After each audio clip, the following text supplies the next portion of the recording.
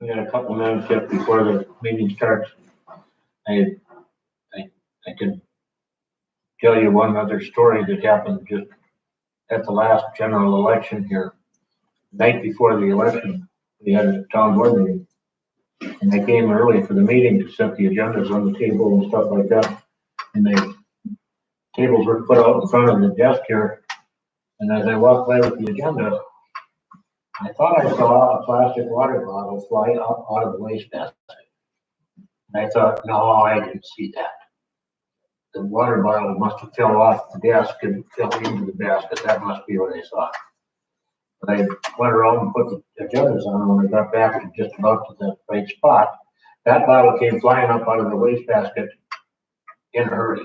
It came up, and the animal that was in the wastebasket came up out after it and ran across the floor and into there. And I thought it was a rat. And I thought, this is really disgusting. It's a rat. I was the only one here at the time. The rest of the board hadn't come yet. And Shanice wasn't impressed when I told her about that. But so we next morning I called the pest control people that we had the most traps set out for, and I said, you better double down on the stuff because there's a rat in there. And he did call me the next night, and he said, I stopped and checked, and he said, I don't know about rats. I didn't find any rat poop around any place. He said, mice. He said, you got mice, but he said, I didn't find any rat poop, but he said, there was a dead squirrel in the wastebasket. And as near as we can figure out, the squirrel came down the chimney and through the damper and was loose in here. But the squirrel evidently didn't think highly of the Sawney water. 8:15. It's 8:15, and so I'll call the meeting to order. We'll open the flag questions. I pledge allegiance to the flag of the United States of America and to the republic for which it stands, one nation under God, indivisible, with liberty and justice for all. The first order of business on the agenda is the Board of Canvas report, and I did that already before the meeting started, so, at this time, then the next thing on the agenda is the nomination for moderator for the evening. The clerk opens the meeting and then the moderator is selected and he runs the meeting. So if there is a nomination for moderator, I would appreciate that. Dan Lick.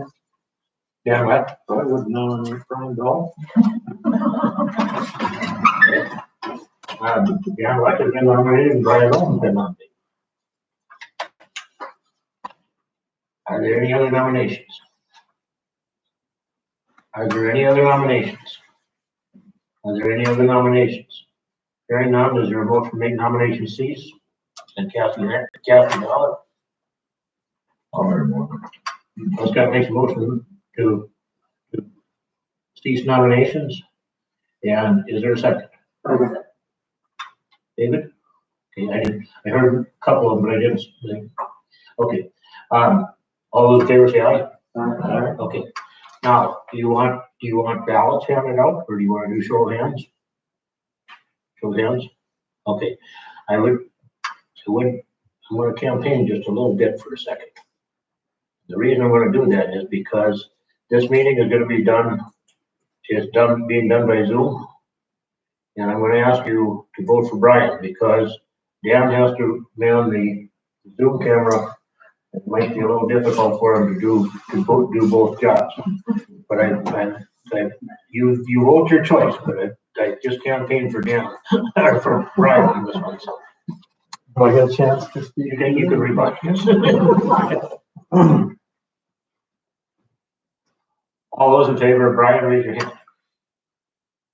Okay, in favor of Dan? Okay, Brian, you're the moderator. Last night off, Brian. I was off. I was just coming around.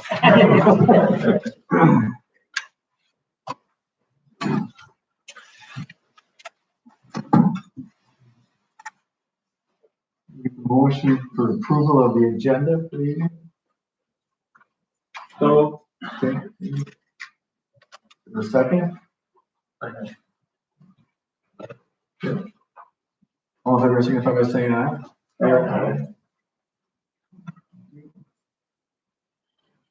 Reading of the minutes by the clerk. Can you hear me all right? Yeah, I got you here. Okay. March 10th, 2020, 8:15 p.m., the annual meeting minutes from Morken Township. The annual meeting of Morken Township was called to order at 8:15 p.m. in the Morken Town Hall by Clerk Lauren Ingebrigtsen and opened with the pledge of allegiance to the flag. The Board of Canvass report certifying the election was read, and Dan Leck was declared elected to a 2-year term as supervisor. Lauren Ingebrigtsen was declared re-elected to a 2-year term as clerk. Shanice Dahl moved to approve the Board of Canvass report, second by Barb Price, and carried. The clerk then called for nominations for moderator of the meeting. Brian Dahl was nominated, and after 3 calls for further nominations, it was none forthcoming. Holly Hanson moved the nomination ceased, and a unanimous ballot be cast for Brian Dahl. Paul Walker seconded the motion, and the motion carried. Brian then proceeded with the agenda for the meeting, calling for the approval of the agenda. Westcott Tummerdahl moved approval, seconded by Barb Loggering, and carried. Brian then asked for the minutes of last year's annual meeting to be read by the clerk. Neil Hansen moved approval of the minutes, seconded by Keith Hansen, and the motion carried. Brian called for the reading of the financial report summary. The full report had been distributed to those attending, and the clerk read the summary. Barbara Price moved approval of the report, seconded by Neil Hansen, and carried. Brian initiated the discussion on the levy by stating that the levy is currently set at $80,000. It was further stated that the balance on hand was $63,657.46 at the end of the year. However, the roads are not in good condition because of repeatedly wet harvest conditions, and that the county has recommended that at a minimum, we should be applying 60% more gravel than has been our practice. The crown of the roads can be increased. If this is to happen, the budget surplus would rapidly decrease, and because a budget levy increase takes roughly 15 months to occur, perhaps a meeting body would consider an increase. The recommend to the annual meeting as $20,000. After discussion, Paul Augury moved to increase the levy from the $80,000 to $100,000, and that motion was seconded by Barbara Lodring and was unanimously approved. Gopher Bounty was discussed, and although it is a board decision, it was recommended to continue at the current rate of $4. Board salaries, which is also a board decision, was recommended to be continued at the current rate of $60 for supervisor and 1/3 more for the clerk and the treasurer, making that $80. Election judge pay was also recommended to remain at $15 an hour. Membership in the county, state, and national associations of townships was moved by Neil Hansen, seconded by Paul Lodring and carried. Lauren A. Ritson moved that $1,000 be set aside for a trip to the national meeting should the need arise. Keith Hansen seconded, and the motion carried. There was no old business. Under new business, monthly meeting times were discussed, and the board will set the monthly meetings and publish them one time in the newspaper for the second Monday of each month at 8:30 p.m. If there is a need to postpone or deviate from that, the change of date and time will be posted on the town hall posting board. Also under new business, Lauren Ritson expressed concern about the aging and deterioration of the building and foundation. Went on to say that the general condition will probably mean that the building may someday need to be either extensively repaired or replaced, and asked those attending to think about what they think is the best alternative. No motion was called for, but rather to consider options. The clerk then explained about a scholarship opportunity for Minnesota high school juniors. At this time, Neil was called to step forward, and a plaque was presented to Neil for his longtime service to the township as a supervisor. Neil did not seek re-election and has chosen to leave the board. Neil has been an excellent supervisor, and those attending gave a resounding round of applause. Guest speakers were then introduced: Julie Blaha, the Minnesota State Auditor, and Megan Thrasher, her aide, came to speak to us, as well as Frank Gross, Clay County Commissioner, and Sheriff Mark Empting. Also, Shanice Dahl spoke of her work as Director of the Heart of Clay, formerly Clay County Jail Ministry. Brian called for a motion to adjourn the meeting and then have the speaker presentations. Shanice Dahl moved to adjourn that meeting, seconded by Paula Hansen, and the meeting adjourned. Julie Blaha spoke about fiscal responsibility and complimented township government on the way that people speak from their grassroots involvement. Frank Gross updated us on the county issues and the new correctional center. Sheriff Mark Empting spoke about their successes with gang reductions and containment. Shanice Dahl talked about readying prisoners for release and attempts to curb reincarceration.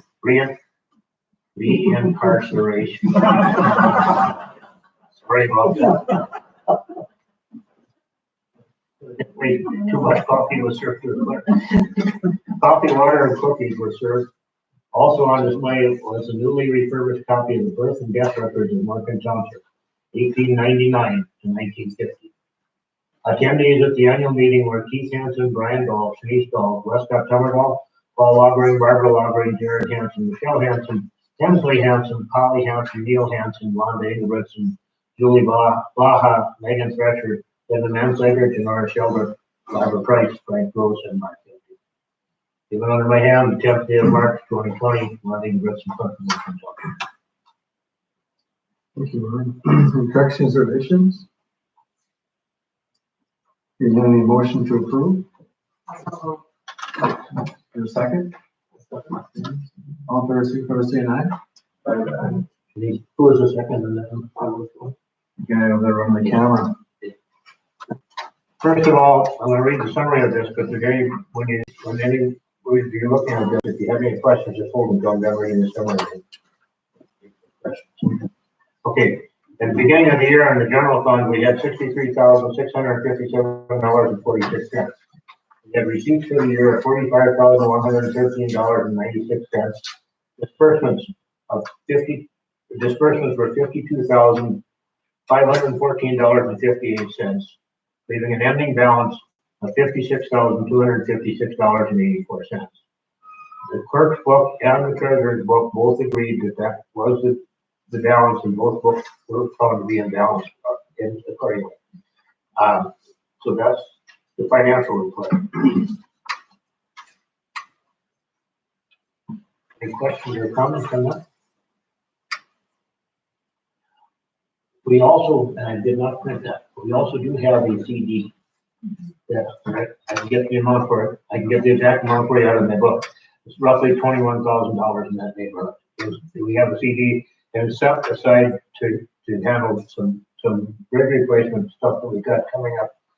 We don't actually have any physical bridges left, but there are two box culverts that are, the two culverts that are over to the east of us here and a little bit north. And they are heating up in the middle. Those are gonna have to be replaced with concrete, box culverts. And that, I got notice from the county engineer yesterday. They wanna come out to our next board meeting and talk to us about that. Those will be done this year. That will, the way it works on those kind of replacements is that our costs on those replacements are capped at $20,000. $10,000 for dirt work and $10,000 for design and stuff that the architecture of the place. The rest of that is borne with money from the state bridge funds and stuff. We get that through the county. And so that project that probably would have cost us about $120,000 will be capped at the 20. And so that will happen this year, and that in effect, and that CD should be used up. Questions on any of that?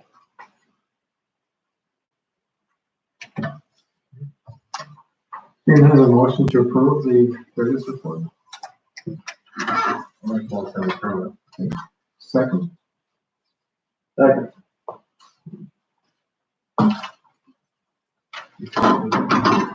May I ask who made the motion? Second. I made the motion and made the second. Thank you. All in favor, if you want to say an aye. Aye. Opposed? Any discussion on the levy? Currently set at $100,000. And see what the beginning of the gallons was, and a lot of it used for gravel. Again, if we double the gravel use. What's the gravel list here? What are the temperatures? Pulse and what we use? Can we get the clearance? It was big. Oh, I guess I could listen. Yeah, if you look on the family college sheet, look for September 15th. September 15th? Yeah.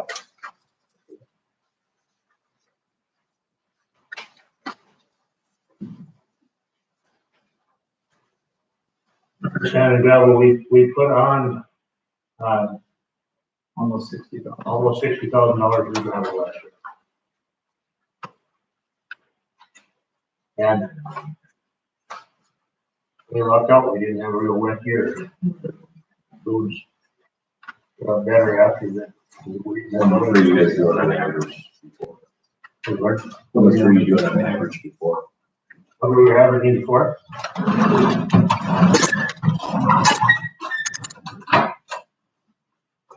Probably about 45. Yeah, somewhere there.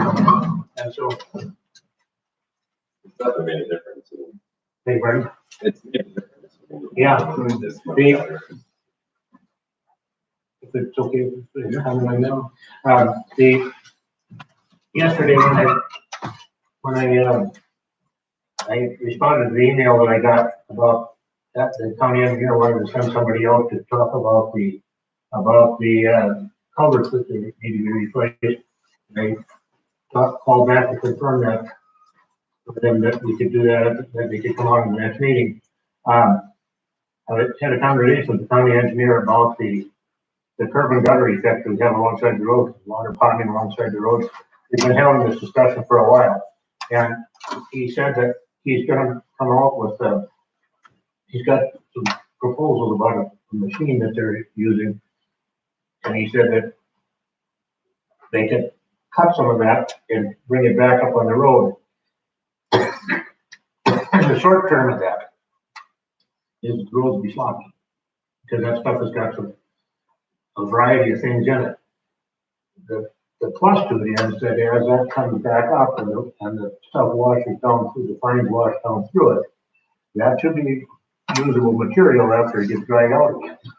And so if it gets bladed right, we should be able to save it to recoup some of the lost stuff by doing that. And so that's one of the things that he's gonna talk about when he comes out too. And they're having some proposals about how to manage the hours that are necessary for them to take somebody off a blade and run the machine without hiring new people. And he said that one of the townships over east has volunteered to help with a driver or a tractor to pull that machine so that they don't have to take somebody off the blade. And they'll pay the driver, but it doesn't mean that they have to hire another full-time person and stuff. And so they're gonna be looking a little bit at maybe somebody who's retired or something like that that's got some tractor experience that might wanna pull that machine up and down the road. That's one of the things they're probably be talking to us about. And as long as they don't land just always caution that you have too much of that organic, like you said, it's sloppy, and if it fills the roads up. Yeah. Correct. Yeah. More gravel on there. Yeah, it's just better. I think there's some benefit to it. It's just looking back to see what to answer your question on what we had the year before, and that sidetracked.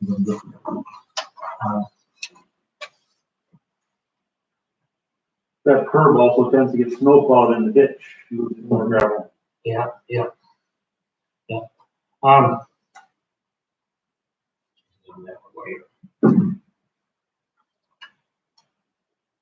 And so far, we've had a very good winter for not snow plowing dirt gravel in the ditch. Yeah. Okay, in answer to your question, the year before we had $48,000 in gravel versus $59,000 last year. So, yeah. That answer your question already? So is that a yearly assessment on how much gravel to put on? And you've already assessed, or you estimated that you need that much gravel again this year after you've had a tremendously lucky year, right?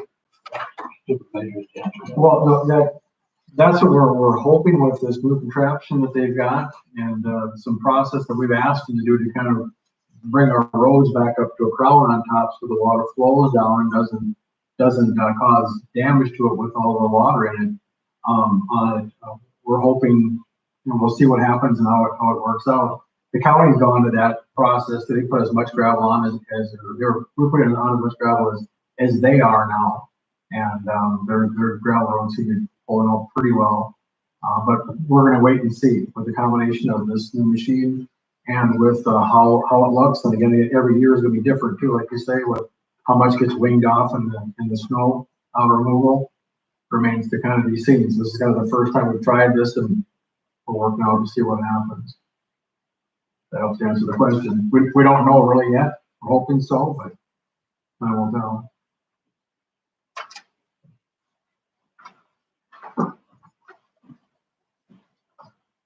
Anybody else, any other discussion on that? More levy? Moved from 80,000 last year to 100,000. Now, something to bear in mind about that increase does not show up this year yet. That's when we vote an increase in the levy, it takes 15 months before we see that money. So the first time that this higher levy hits our budget will be our first check, which will be the June check. Then we'll get the full levy. Last year's levy, we were still operating under the old levy formula at that one, and so we decreased our beginning balance. You can see on the report we went backwards on the balance left. Yeah, at least the price per cubic yard didn't increase. No, and so far, that'll come up. I think, yeah. Anyway, so far we've only received one quote on gravel this year, and it's for the exact amount we had last year. One of the few things we haven't increased this year in price gravel so far. If you can, you keep on commenting. I was gonna ask the thought about the, anything that came from the media and reference to, increase in salary and stuff or cost for us, as a county, for the county, is there an increase at all? Here the maintenance to be more or? Oh, the maintenance on the county bill, what we pay for maintenance, will be going up by $38 a mile. So we've got 52 miles of road in the township. You multiply $38 times that, you're gonna come up with about $2,000 more maintenance next year than we had this year. Because the county is increasing it. But in fairness to the county, they reworked how they bill us on that in the last few years. It used to be that it was based on last year's winter performance. How much snow did fall last year affected how much our price of maintenance is gonna be this year. And it was going up and down. Now they're doing it on a 5-year running average. And so it's flattened out and it doesn't change as much. It's much easier to budget for it because it's flattened out. So on a year where we had hardly no snow maintenance this year, we could almost have expected that maintenance bill to drop this next year. But over the 5-year average, we're still paying for those high years and it's gonna go up by $38 a month. That just came in in an estimate today as well. So there are new figures that I haven't even talked to the board about because they kind of the way this stuff works, you get more stuff now and it comes by email and does by mail a lot of times. And so you get, as clerk, you get more stuff coming all the time. You know. What's the total cost per mile? I'm sorry about What's the total cost per mile then that they charge? I looked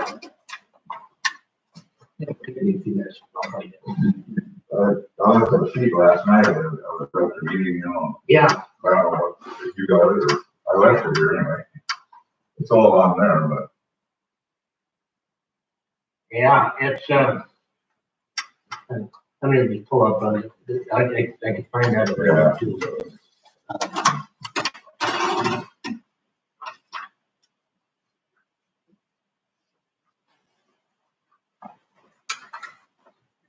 Well, in last year's maintenance from Clay County, yeah, in the high seven somewhere, I think. I remember it. I think this year it's just over $800 a month. It was, last year was just under that, it's a $38 increase, which is proposing, we'll put it over $800 a month. Is that close enough for you, Barbara, or do you want to look for the decimal?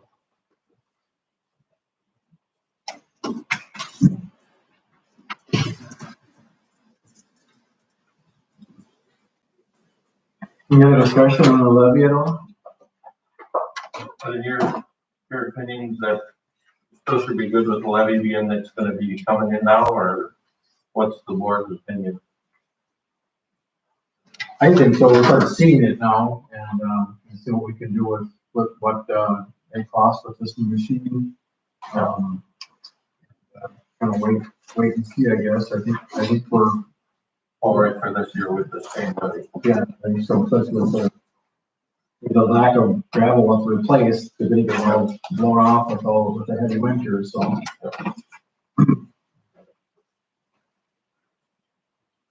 The levy is something that you folks need to vote on. I'd make a motion if you think that's gonna do it, to just leave it the same for another year. Any discussion? Or here a second, Susan? Second. Yep. Great. Yep. Yep. Any other discussion on it? You're not all in favor, so you're going to say aye? Aye. Opposed? Thank you. Next item up is a gopher bounty. Any discussion on that? Advisory only. Still seeing them out there? Or feel them? Can you feel them? discussion on that, if you could. I'm not on the state township board anymore. I resigned from that a little over a year ago, but one of the last meetings that I had to go to, one of the other directors was sick, and I had to cover his meeting for him over in Elbow Lake, Grand County. And in that county, the Gopher Bounty went up to $11 because the local power company was talking about the amount of damage being done to underground wires. And they said whatever the township pays, they will double. And so the township increased it to $5.50, and the rural electric added $5.50 on it. He said, "Do we get gophers?" He said, $11 a pair of front feet. He said, "The kids were making money hand over fist." I asked them if they had any imported gophers from the neighboring counties around. And they said that some of the counties around us had the same power company that all changed their rates at the same time. So there was a bunch of them right around there that were at that highway. Just a comment on it. Our rural electric has nothing to do with that. Make a phone call. Anything else on that? No, we'll move on to, I'm sorry. Board salaries, this is what they are. $6 for superintendent clerk and supervisor and clerk, and then it is $80 right now.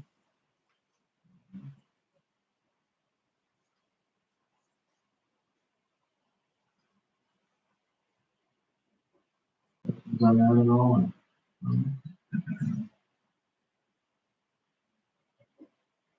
Then we're down to 11. Election judges are currently getting paid $15 an hour.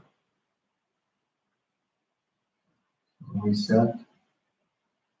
Nice to have them come and volunteer and help out when we need elections. So it's gone up here recently. So.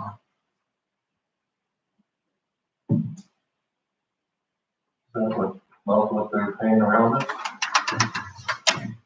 Yeah, the townships right around us are paying that. The city of Moorhead is not. They started raising minimum wages. Yeah, Londa has worked different times in the city of Moorhead, and she worked election judge in there, and I think, what was it the last time, $10 Londa or not? But yeah, but the other townships around us are paying 15 election judges.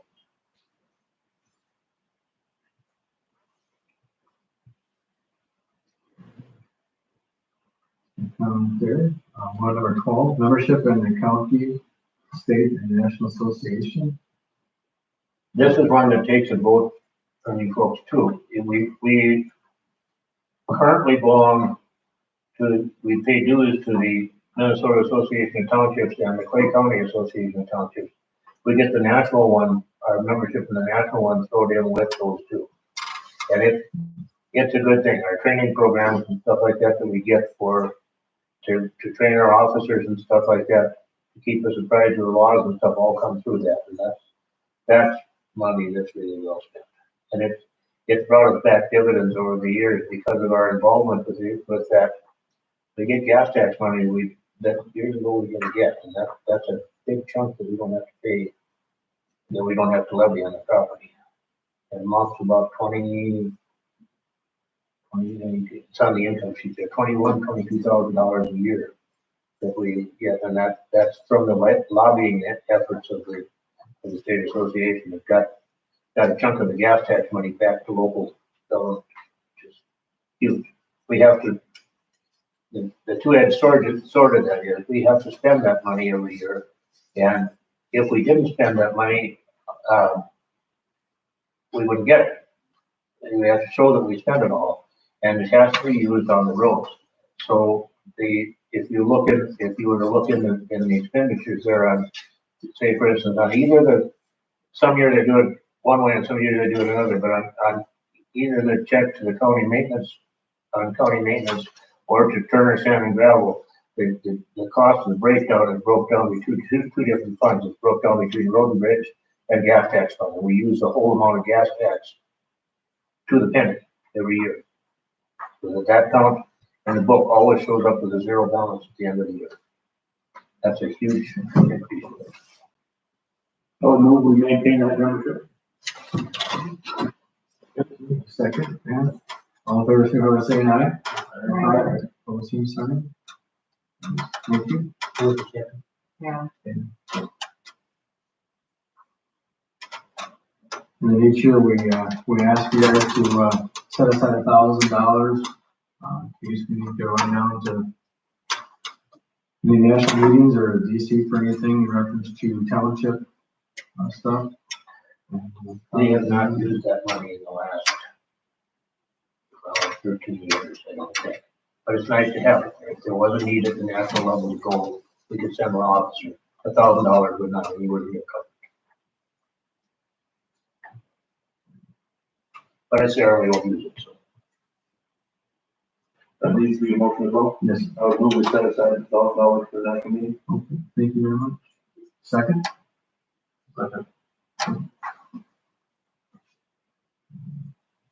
Second reading, all in favor, signify by saying aye. Aye. Opposed, same sign.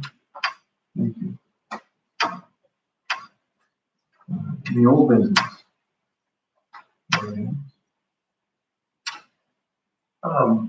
Last year's meeting, there was talk about getting, there was discussion when the speaker that was in about getting the township computer. So you didn't have it on your personal. Oh, Has that happened or? no, it hasn't happened yet, but that, just, so you know, that, I'll comment on that. But, just so you know that when this term is up, next year in March, you're gonna have to elect a new clerk because this one's not gonna run again. And at that time, it'll be my recommendation to the board that the township buy a computer for the treasurer and for the clerk, and that they not use their own home computers for that. If there was ever to be an audit on these books, on the state, those computers would be confiscated. And everything that they had on the home computer, my farm records and everything else would be locked up. And that's not fair. And I think having a laptop where if we do something different with the hall, and we get a building that we have internet access in, they have Wi-Fi and stuff like that, and those computers should be used at all times. I just think that would be a good expenditure to the township. It should be done this year rather than wait till you're off too, then. I mean, for you to oversee the stuff getting into it. That's up to you guys, but I know it was talked about last year.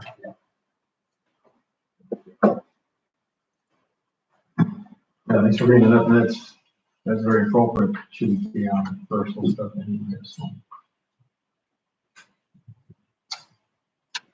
Okay. Anything else in old business? Hearing none, new business? The dates and times that we keep for our meetings stick the same. Or the second Monday of each month at 8 o'clock. Comment on that, Brian. We started out this year with the meeting being at 8:30. We did post notice that we and published notice in the Holly Herald that the meeting changed from 8:30 back to 8 because there had been an issue with conflict on that time, and it gets to be late if you start at 8:30, and once that the issue with the conflict was resolved, we went back to 8 o'clock. So we meet 8.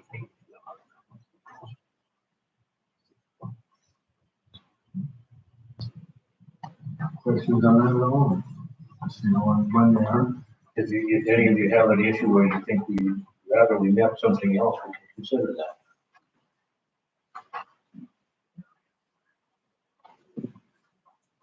The reason for the second Monday instead of the first Monday is that bills don't come in time to get paid at the meeting, so then you end up, it's depending on the month, if you might end up with a bill that gets past due and you have a little bit of interest on it, so if we pay on the second Monday, bills are generally in, by that time we can, in on timely basis.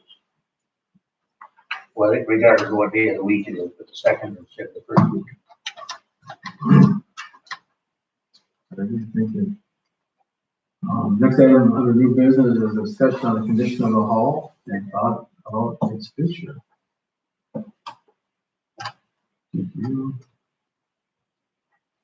have any discussion on that, Dan, or want to share anything? So, we've been talking about this, I think we started last year, maybe even before, Barb remembered 5 or 6 years ago when it was brought up. Obviously the town hall is in need of some repairs, the siding is shot, and the roof needs to be replaced. We looked at, so far, we have looked at, as part of the options, if we were to look at repairing the roof and the siding, we'd be looking at roughly about $30,000. Is my recalling that correctly, Mark? Roofing and siding together is, 18,000. 18,000 together. And the concern that the board has is that in addition to that, the foundation of the building is in pretty poor shape. And we don't have a bid on that yet, but that would be something that if we were looking at preserving this building for the long term, we would have to deal with that as well. So The furnace this year also took some money to keep it going again, and the furnace is, Columbus left it here when he came over because it was old. It's not a stellar piece of equipment anymore. That's squirrels like it though. Squirrels like it. Squirrels like the furnace, yeah. But that's another issue, and there's just a lot of stuff. I mean, the building's old, the wiring is old. I don't know where you'd start to put the building back in shape. You can spend some money on it, Band-Aids and iodine for a while, and it'll go, but the best feature of the building is the floor. The floor is a nice floor.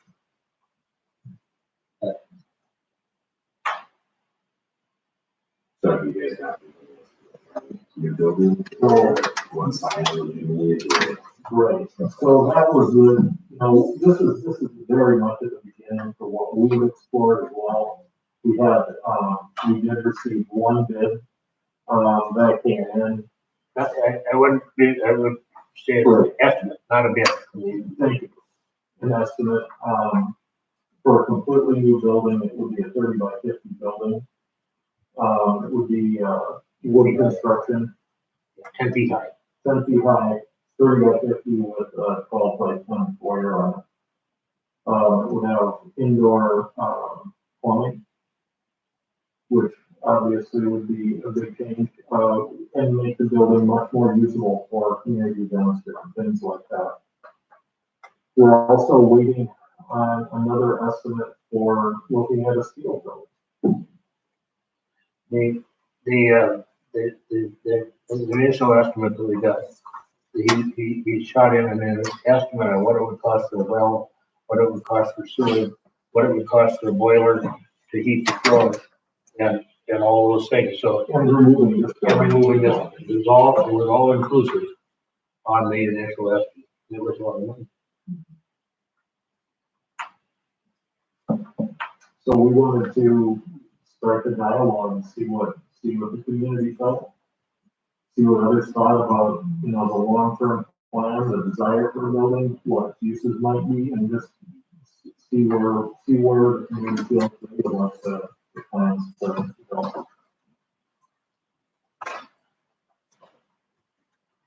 Care to define a lot of money? You said a lot of money. Can you put parameters around that? You're a government official now, and when a government official says a lot of money, that can be terrifying to people. In the neighborhood of $300,000. Can't remember where I just came up. So. Yeah. You came up with that too. When Spring Prairie, there's what, 5-6 years ago, it was about a third of the cost, that's how much. Yeah, Spring Prairie, I did, I did some research on what Spring Prairie is. Indoor. Right, they don't have water, they don't have septic, and they, That wouldn't be a big. it was a smaller building. Basic building with all that stuff. I put it in the book, so we have something to look at.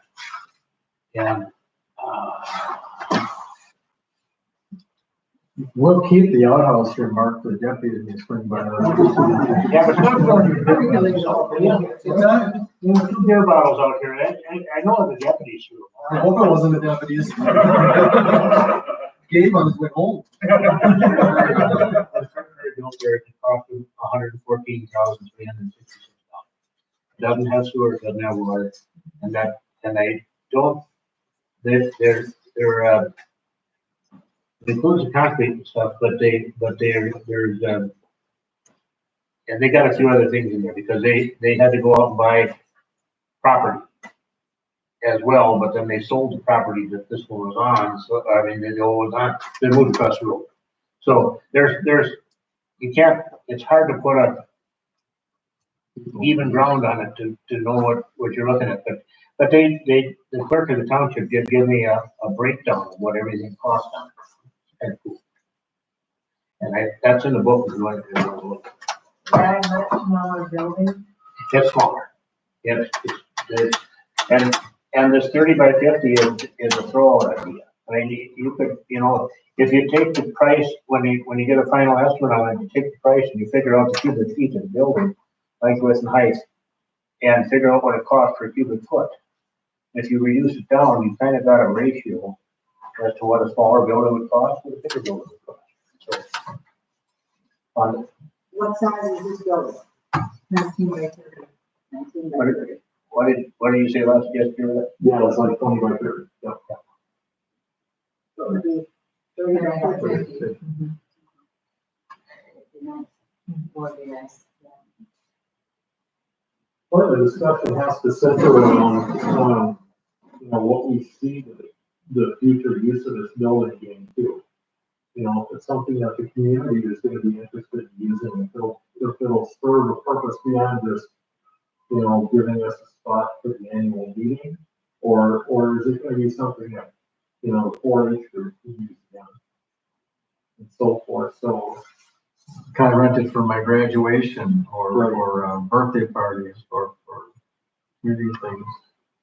That'd be something that they'd be open to, I'm assuming, so. In regards to that point, Ryan, when I did the stuff with the state association, I went to a lot of different places where they had new town halls and stuff like that. And that was one of the things that they talked about, was that some townships rented that hall out for different things. Most of them said that if it was somebody in the community that wanted to use the building, they paid a deposit fee on the building.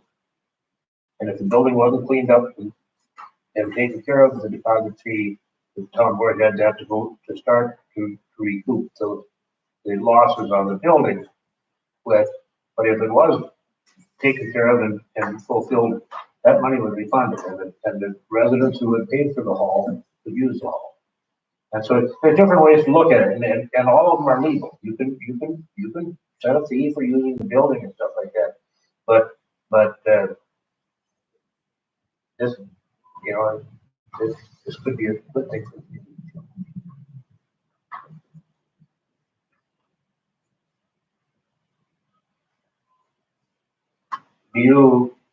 David, you're a good thinker, and so I'm going to throw this out at you. Do you want to know a rough guesstimate what this would cost tax-wise if we did it all at once? Maybe you already kind of figured that out. I can't tell you what houses pay in the township, but if I take 23,040 acres in the township, and I divide that into $300,000, that comes up to $13 an acre about in a tax increase.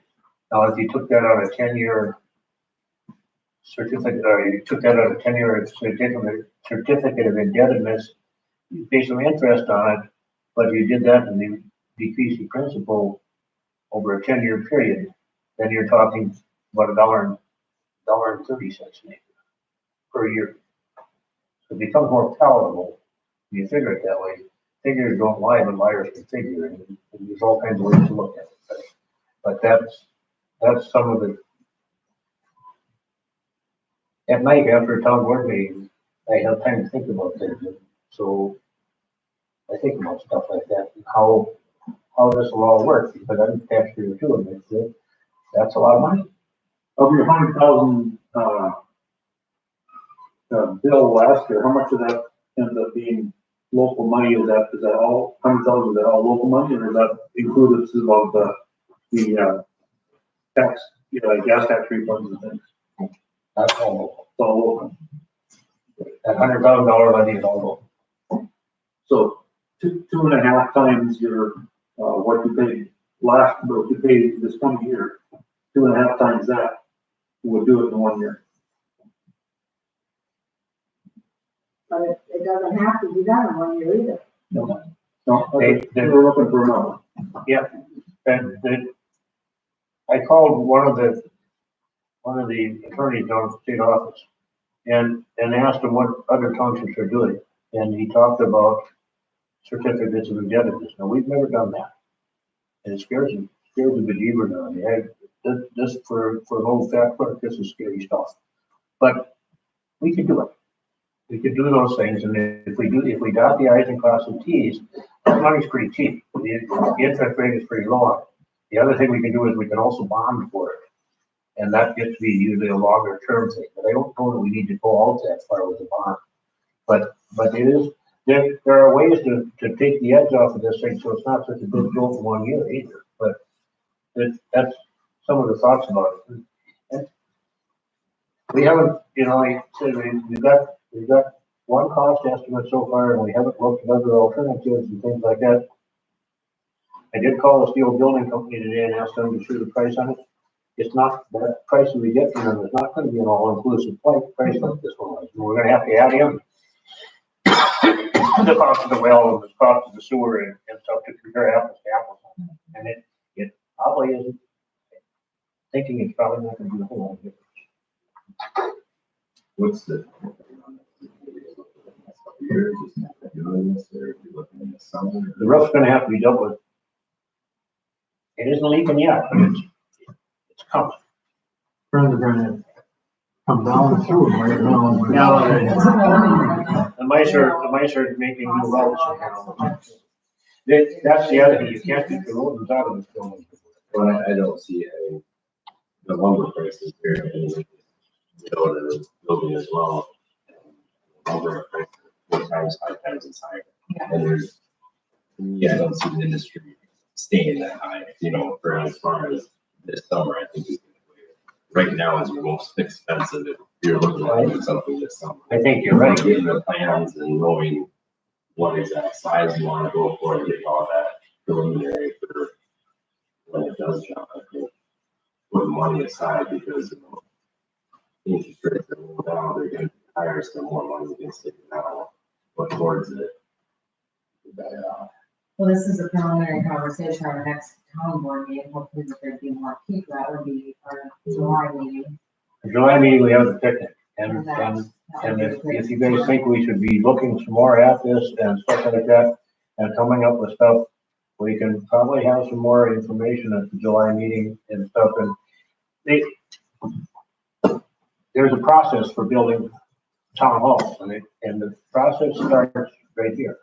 This is with the annual meeting. The residents are in control of this kind of an expenditure. Town hall does not happen by a board.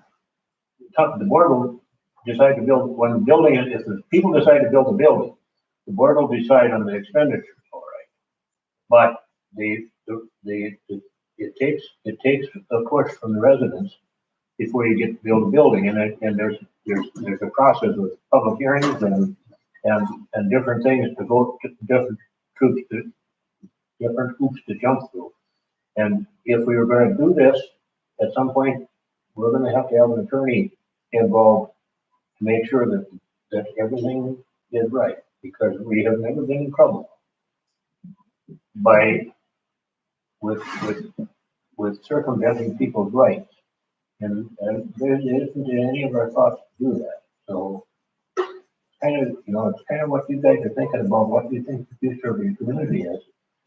There's not many communities that have as much turnout and activity at the town hall as this one does compared to most.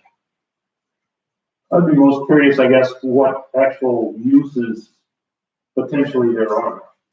You know, what sort of spectrum of meetings could possibly be in there, you know? But it's a government building, so you couldn't really have wedding dances, I don't imagine. So, Jamie, what can you The size of it. Well, we have our, to start off, we just have our 12 monthly meetings, 12 meetings, and our annual meeting, our 2 annual meetings. We used to have 4 each year, 1 to 2 times a month, and we just quit because it got too hard with no plumbing and the facility, you know. So I feel like that would start up again, and I feel like it would be something to open up to our community to use this building for, you know, that women want to quilt here, or if they have, you know, shower, you know, baby shower, or things like that, and draw our community together. Otherwise, eventually, we either have to do major renovation on this building, or we're probably going to end up in the Felton Community Hall, you know, in a few, you know, years down the road, if we don't do something with this building or a new building. And then we kind of lose that sense of community. It's still before doing something.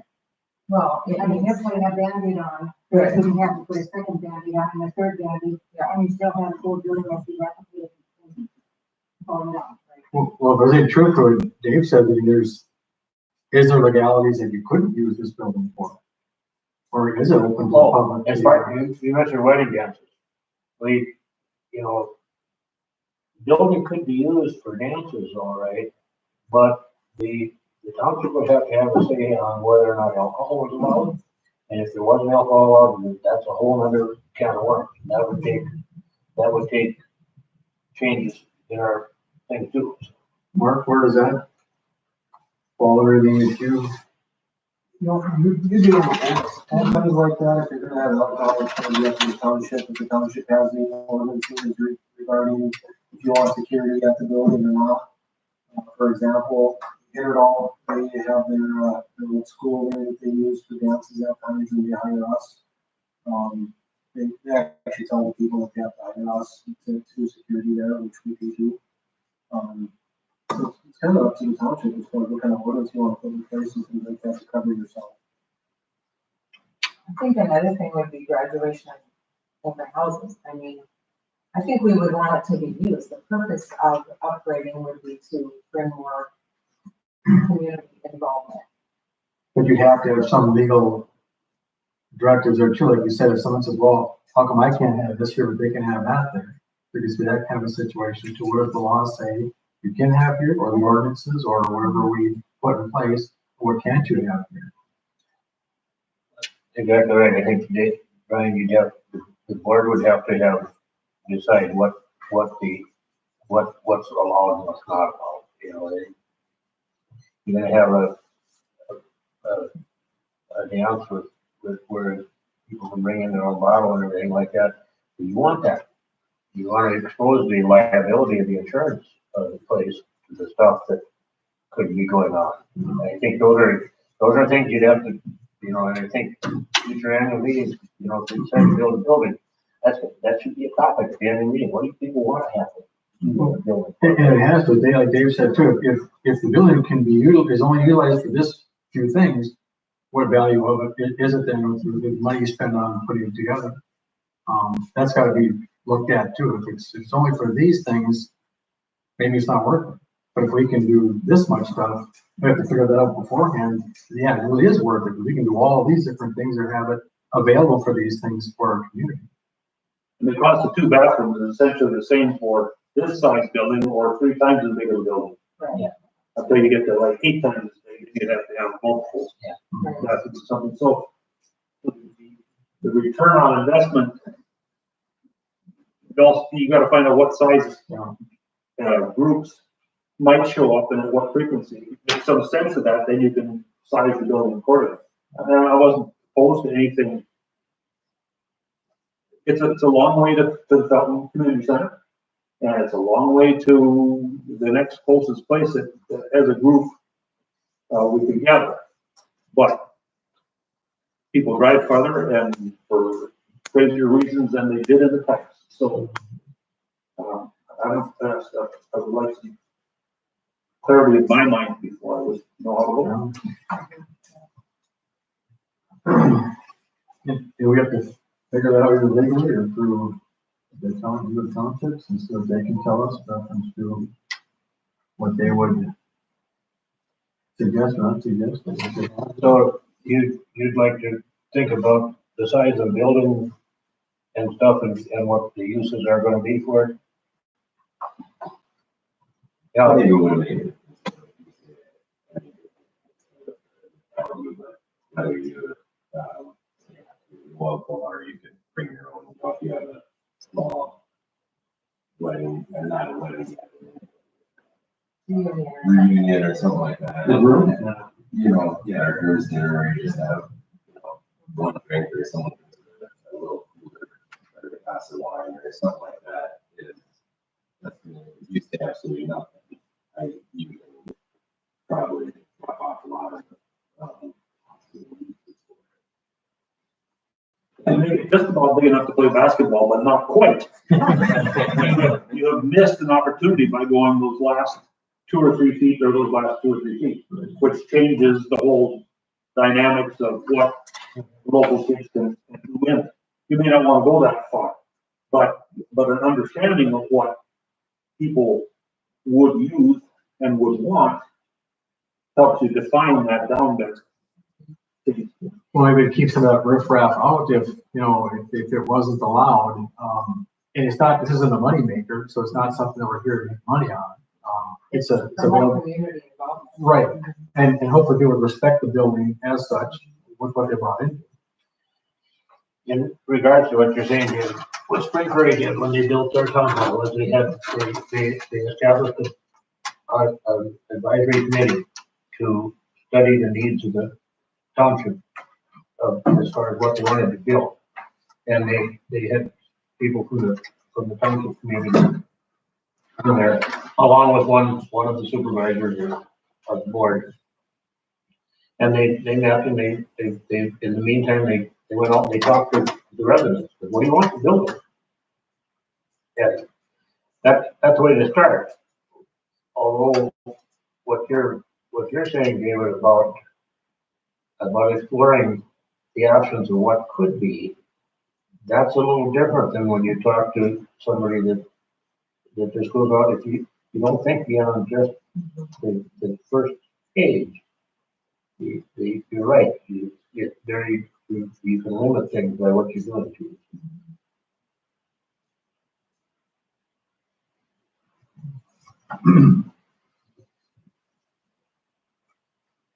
Good thoughts. Thanks for the idea. Anybody else? Anything? Maybe we could get some ideas from some of the other town halls or like even the civic, Delaware Community Center. They let people have wedding receptions there, and they have all kinds of different activities. They must have some idea of what they allow, what's legal, what's not legal. We're needing insurance and to cover stuff. There's a lot of other things in here that if someone gets hurt here on the property, who's responsible?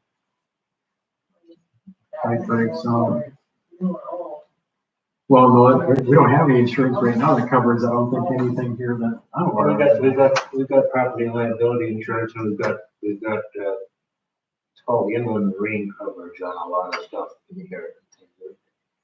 That term always baffles me, inland marine. It's part of the policy that covers. His boat. Yeah, we've got insurance on the building. Actually, we're insured for replacement cost. So, not for the original cost of the building, but what it would cost to replace it. If lightning struck it tonight, and it burnt down. We could build that new town hall with the insurance money from what I understand.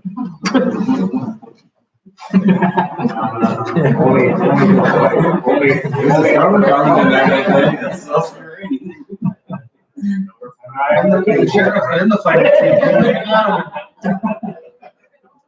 If that truck doesn't start, then. I'll fix it for our fire truck.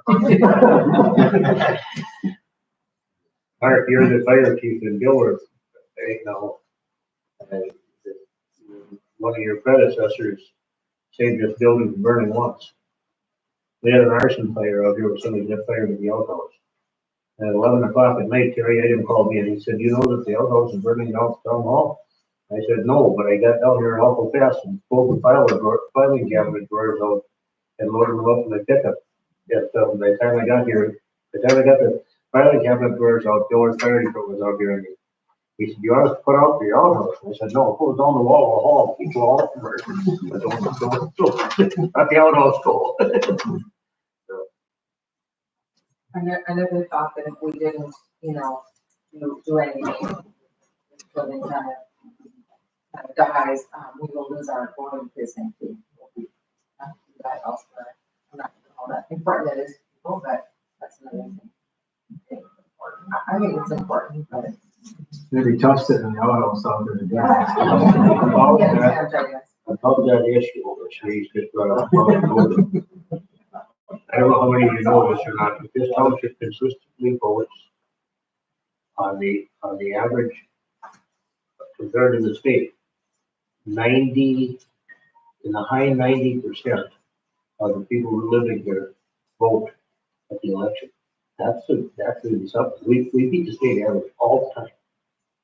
Percentage of people that actually come out and vote. That's pretty deep. The total population.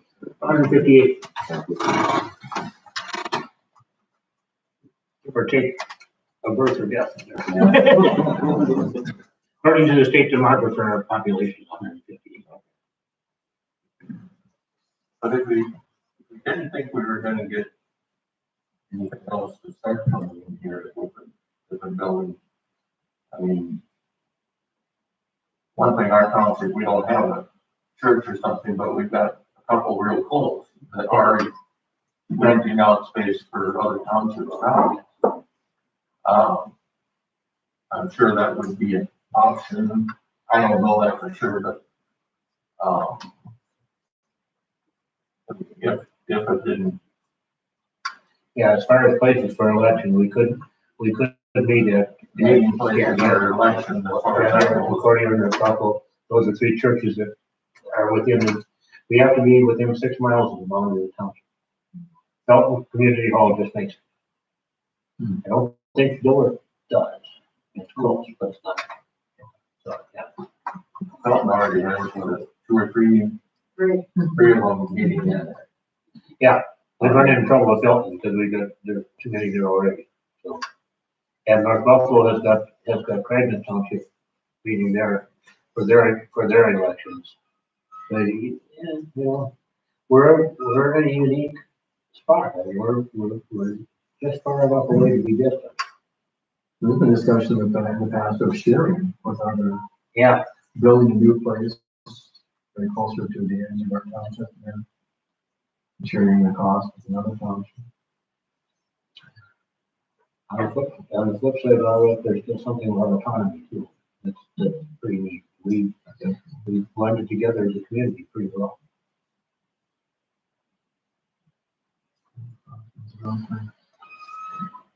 What's your thoughts? You want us to continue on with the looking at it? Hopefully, it's positive, and I think the real thing is just figuring out the size and how much and how we can get the goal to show them how minimal the cost really is over 2 years or 3 years. Do we need a motion to continue the research for the next meeting or not? For the board to continue that or not? It doesn't hurt to have it. I don't think it's required that we have that motion, but if we note it in the minutes, you can look at us next year and say, what did you do with that one? Did you do anything with it, or did you find out that it was just not like ours? You got something to, did you direct us to look back, to come back with more information? It also shows interest in the bias here as well, too. Direction it wants to go. So with that said, is there a motion to, if you want to do size, money, and meat? Okay. Second? One second. Okay. Dave, go ahead. Yeah, great. Yeah, we got 2 days on here. Yeah, I know. All right, it's really getting you. I hear it. I hear it. That's not the opening. All in favor, signify by saying aye. I- Opposed, same sign. Very unanimous. Thank you.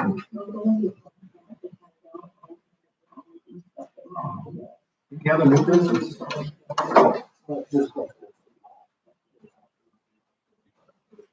Hearing none, we move on to number 16, scholarship availability for high school juniors. Okay, this is my soapbox. Yeah. You got a high school junior? Get a hold, have them get a hold of me, because if you look on the township website, Minnesota Association of Townships, type in Minnesota Township.gov, and you'll come up with it. There's a scholarship available only to high school juniors, and this year the dollar amount increased. The dollar amount has increased from $1,000 scholarship to $1,500 scholarship, and they're giving away 6 of them a year. And only for high school juniors, and it's kind of because the state township association's philosophy in this, that township education is not being taught much in the school system.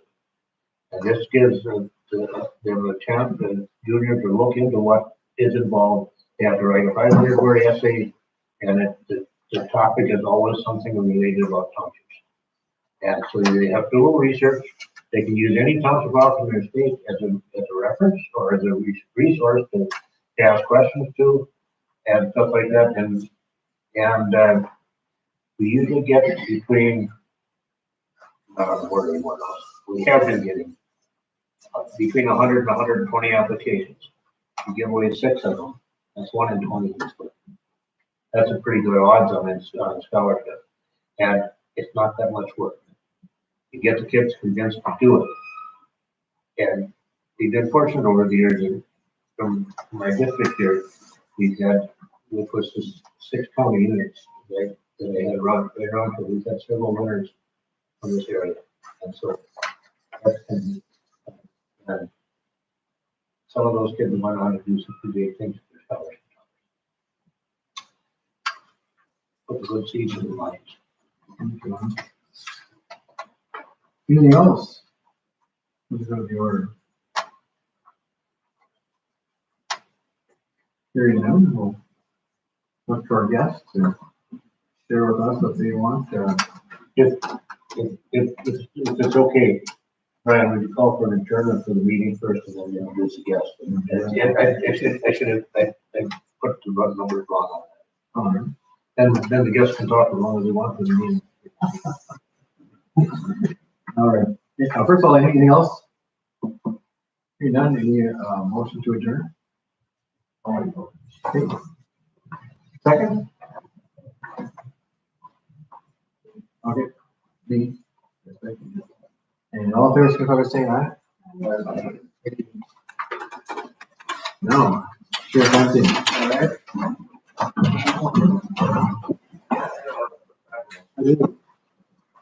Hey, stand, sit, or do you want to? Whatever you feel comfortable with. All right, right over here. Thanks for having us here tonight. We see Commissioner Gross didn't show up, which is kind of unusual. We usually like so many people, so we'll try and cover some of that if I can. The weather related. Could have been, yeah, stuff like that. 2020 was challenging for the sheriff's office, just for law enforcement in general, I have to say, at the very least. We had things kind of on cruise control up with the county there, and things were running pretty smooth, things were running great, and all of a sudden, about a year ago, we hit the whole pandemic thing. And we had to try and figure out, what we were gonna do and how we were gonna face through the pandemic, because nobody has ever done it. And it was all new, so we had to do a lot of different things right away. We were taking advice from the CDC, the NBA, and the public health, and all three of them have kind of three different theories on how things should operate. That all right, Gabe? Gabe's gonna hit on most of that stuff, so I'm not gonna hit on a lot of it, but we had to do some things at the sheriff's office to kind of prepare for it, and our jail, we had to figure out what to do there. At the time, we had about a population of between 120 and 130 in our correctional center. We had to kick about 60 people out, so we brought it down to about 60, and the reason we had to do that is we had to make room for new intakes coming in. We had to make sure that we had a place for them to quarantine and make sure that our staff was safe. So what we currently do today is with a new intake coming in, they go into 14-day quarantine. Day 11, they get checked for COVID. If they test negative, they go in general population. If they test positive, they go into isolation. We've had very few positive cases within the facility. We've been very lucky in Clay that we haven't had an outbreak. We also have not had an outbreak in our general population area either, which is a good thing. We've had, our partners across the river in Cass, they had an outbreak in general population. We haven't had that yet. So we've been very fortunate, and obviously what we're doing is right. We did have to stop some things though, and one of the big things we had to stop was the heart of Clay. We couldn't have any volunteers coming into our facility or anything like that. We hope that changes soon in the future, because we all know what the heart of Clay does for us, and it's very crucial to have in there. I think we are getting some Zoom type meetings and things like that, but it's a lot better to be in person, to have them in there doing all of our programs.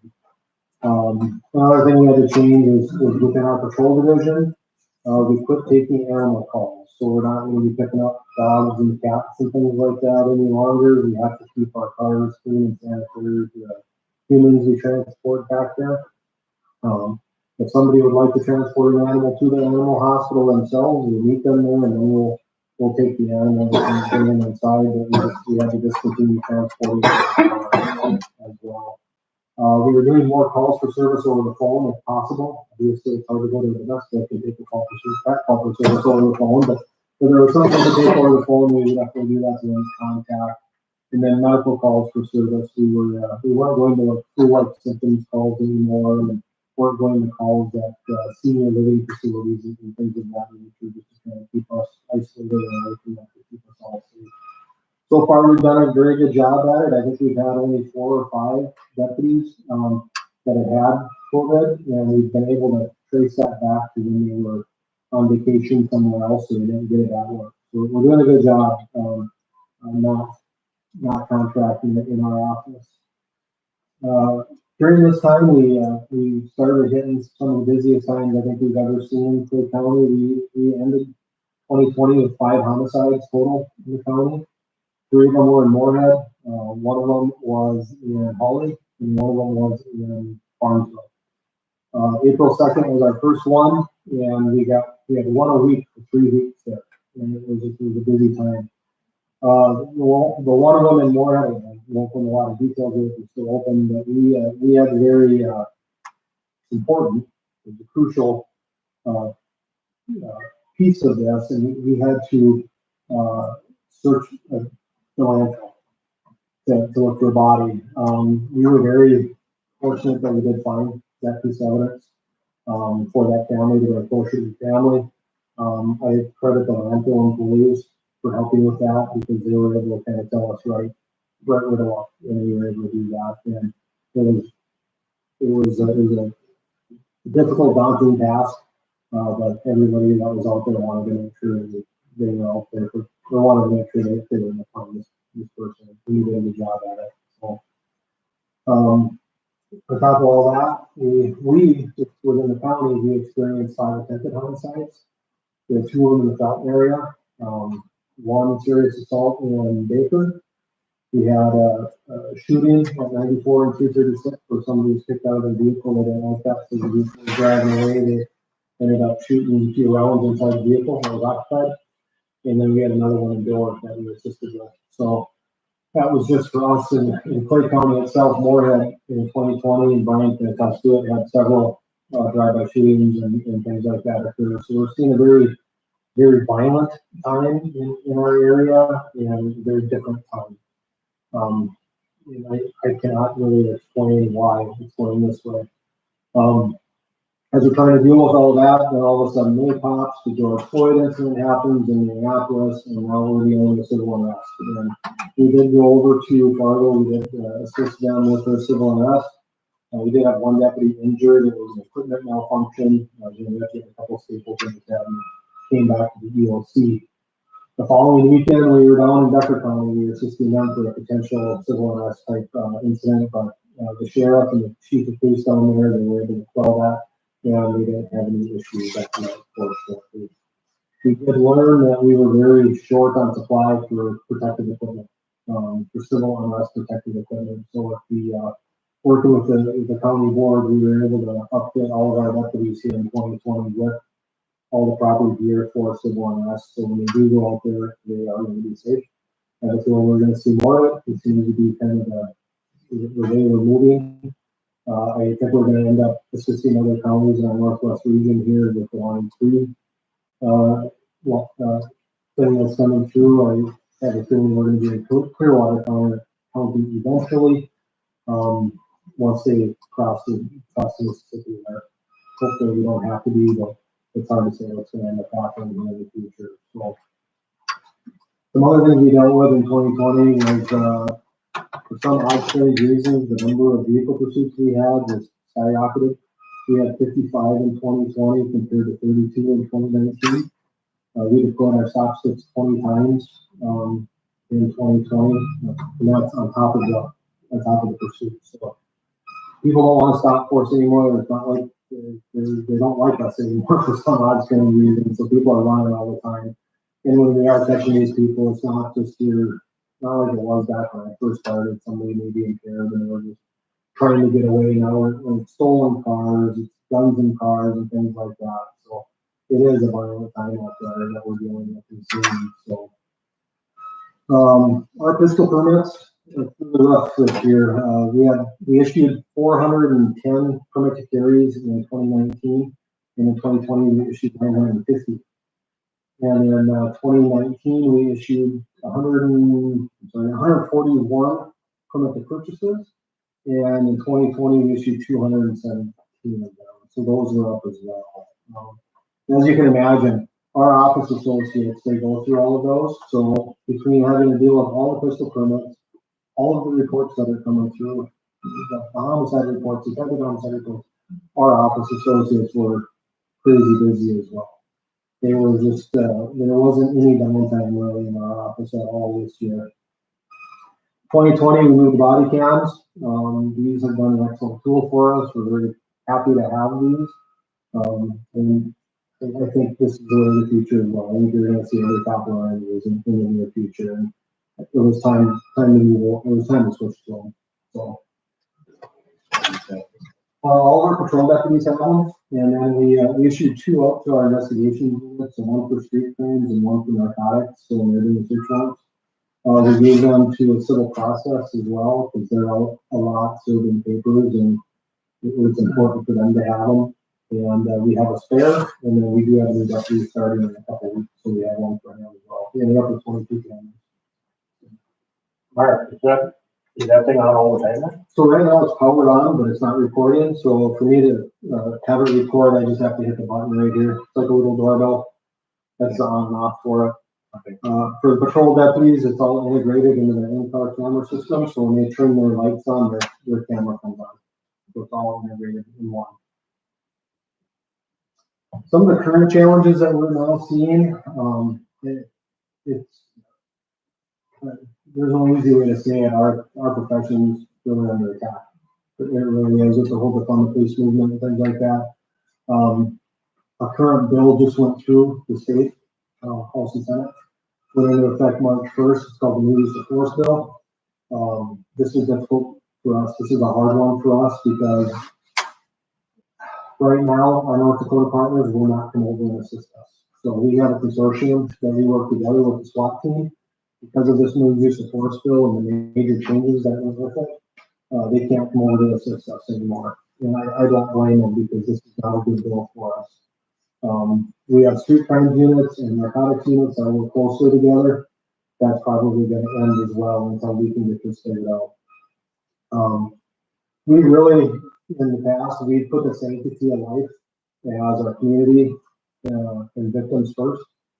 Officers second, suspects last. That's how we've always done the sanctity of life. This puts it more as suspects first, community victims, and then officers. And this bill is gonna make cops take a second look. It scares me because a lot of times we don't have a second look. We truly don't. I've been blowing up email to Senator Eakin and Representative Marquardt, for the past week, telling them my concerns about this. I have some serious concerns as far as, just this bill in general and having to take 3 different things into account before we can use and justify the use of deadly force. And the only response I really got back from Representative Marquardt was this was passed with the support of the MPPOA, which is Minnesota Police Officers Association, Minnesota Sheriff's Association, and Minnesota Chiefs of Police Association. I couldn't believe that. I mean, it didn't seem right to me. So I reached out to the president of the Minnesota Sheriff's Association and I asked him about it. And I told him what Representative Marquardt had said, that it was passed with that support. And he said, the answer is not that simple. So he called me up and said, yes, it was, and there's a reason behind this. And what had happened was a couple of attorneys through one of the organizations looked at it and thought it was the greatest thing in the world. Thought it followed the case law of Brown versus Connor very well, actually better than Brown versus Connor. And those attorneys said support it. So the two associations said, okay, we're going to support it with you. And what ended up happening in August, this got sent to our Attorney General. The Attorney General did not get it back to us until the first week of February. This is a hot button thing. They waited 6 months to get something back to us. By the time we got it back, and other attorneys, county attorneys and people like that started looking at it, they started to realize how bad this bill was, and they started hitting the panic button. We had a meeting on February 18th where this was introduced to us with all the CLEOs across the state of Minnesota, and it gave us 10 days to essentially train all of our staff on it. And you can't do that. You just can't. So we have some major issues with this. It's bad legislation right now. They're trying to put a pause on this for 180 days. It did pass the Senate yesterday. The House is working on trying to get it. You know, they have their own version of it, but the House is going to work on trying to get this pause put on. The leaders are trying to, in the House and the Senate are working together trying to get the pause put on. The hope is that they will, and they'll be paused until September 1st. The timing of it is we don't know. We don't know when this pause is going to get put on. So until that time, this is still in effect. And it's still kind of a bad thing. And I think it's sad because they gave an example. Back in the day, or back prior to this bill, if somebody would, let's say, for example, somebody runs out of their house with a bloody knife in their hand and they said they just killed their family and they're going to run off in the woods, we could justify that they're obviously a danger to the public. And we would be able to use that recourse on that person. Now what they're saying in this bill is that if that person came out of their house with a bloody knife in their hand, and they said they just killed their family and they're running off in the woods, gotta let them go. How can a cop live with that? And what if they do something to somebody else? It's tough. This is a tough bill. It's a tough one for us to swallow. Gabe and Brian, if you guys have any different opinion of that, let me know. But this is a tough one for us. So, and the reasoning behind that is because that's the suspect has rights. So, you know, this whole thing was introduced because of George Floyd, the George Floyd incident in Minneapolis, but what happened there wouldn't have changed this at all. This so bill, when you go this bill wouldn't have after changed woods, it. what happens to the guy in the woods? It's a night. Well, if we go after him, hopefully he doesn't come after us. We can hope if we don't find him, he goes away. He gets away. Until you get evidence what it was. Yeah. You know, you'd hope you'd be able to. cops are gonna wanna chase after that guy. And they're gonna chase after him, and then they're gonna say, well, you pushed the deadly force incident as well. Well, this guy just killed people, you know? They're actually saying people that are suicidal, they're putting it on us now. I'm looking at, do I even respond to suicidal calls anymore? Because I can't essentially put a deputy in a spot where they gotta consider, you know, if the guy's like this, and then all of a sudden the guy does this. And if somebody is suicidal or by themselves and they're not a harm to themselves, or they're not a harm to others, you might just have to walk away from that one. And that's not what we are trained to do. It's not what we like to do. But the state of Minnesota is making it very clear to us that being suicidal is not a crime. So this is difficult for us. This is a hard one. And they're looking at putting a pause on it right now. Trying to put a 180-day pause on it. So So it's pretty easy to go on website, you know, representatives before. that's exactly what somebody over at the Craigslist told me and said as well. Yeah. And if you do that, you know, Representative Markford will say that this was supported by the three organizations. And he's right, it was. Yeah. But it's not that simple. There's a little bit more after that. Like I heard more eyes started looking at this. More people started saying this is bad. More attorneys started looking at it saying this is bad. So you said the Senate passed it, but The now Senate- they're pausing it? The Senate passed it for the pause, but now it has to go to the House. Yeah, now it has to go to the House. And what's the name of the bill? Dave, you know the name of the bill? I just know it's the new use of force bill. Yeah. Is there any sort of, like, a focal point online of trying to overturn this or correct it? I know our associations, the Minnesota Sheriff's Association, the Chiefs of Police Association, they're really working hard right now to get this pause put on, and once they get the pause put on, they're hoping to get some language change.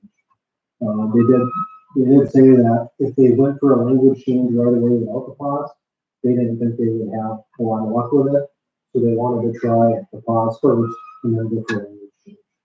So like the MPPOA and the sheriff's organization that okayed it, now they regret that, they're realizing, oh, I think we've done that. I think we're all kind of going, oh, we should have looked at this closer. This was definitely an error. I think everybody's looking at it saying, yeah, we should have definitely looked closer. I have a question. Mhm. If Margaret said that the rest of the association approved it or were for it or whatever, doesn't he realize now how bad it is? Doesn't he realize? I haven't been able to get that answer out, to be honest with you. I sent him a lot of emails over the past week. I have another one ready to send him because I just got an email. This was about 4:45 from the chief of police in Fargo. Sending me a memo saying that they're going to discontinue the MOU with us for the SWAT team and things like that. So I'm going to send him that, so he knows exactly what we're looking at. And this is such a terrible bill that after the presentation was done, our assistant commissioner of public safety, Dr. Hodges, got on there, and one of the first words he said is, he's like, okay, well, that was clear as mud. You watch it. Okay, you're a person that was part of making this bill. How can this be clear as mud? And that statement right there was a serious concern to me.